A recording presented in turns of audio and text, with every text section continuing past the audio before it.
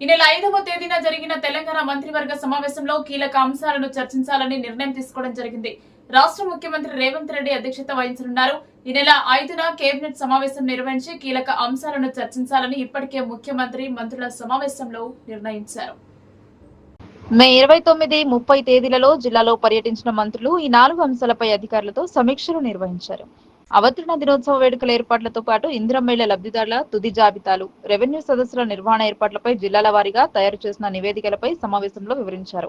రాజ్య యువ వికాసానికి ఊహించిన దానికంటే ఎక్కువ సంఖ్యలో దరఖాస్తులు వచ్చాయని, అనర్హులకు యువ వికాసం అందకుండా చూడాలని పెద్ద ఎత్తున ఫిర్యాదులు వచ్చాయని మంత్రులు ముఖ్యమంత్రి దృష్టికి తీసుకెళ్లారు. పెద్ద సంఖ్యలో వచ్చిన దరఖాస్తుల స్క్రీనింగ్ ప్రక్రియ కొనసాగుతున్న నేపథ్యంలో పూర్తిస్థాయి పరిశీలన తరువాతే అర్హుల జాబితాలను ప్రకటించాలని నిర్ణయించారు.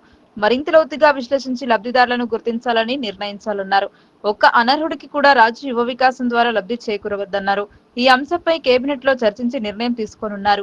ఉద్యోగుల సమస్యలపై నియమించిన కమిటీకి సంబంధించిన అధికారులు ఉప ముఖ్యమంత్రి భట్టి విక్రమార్కకు ఇప్పటికే నివేదిక అందించారు. ఆ నివేదికపై ఉప ముఖ్యమంత్రి భట్టి విక్రమార్క ముఖ్యమంత్రి రేవంత్ రెడ్డికి మంత్రులకు వివరించారు. దీనిపై కేబినెట్ లో చర్చించే సమస్యల పరిష్కారంపై ఎలా ముందుకెళ్లాలో నిర్ణయం తీసుకోనున్నారు. ధాన్యం కొనుగోలు ప్రక్రియను సమర్థవంతంగా నిర్వహించేలా చర్యలు తీసుకునేందుకు మంత్రి ఉత్తమ్ కుమార్ రెడ్డిని మంత్రులు అభినందించారు.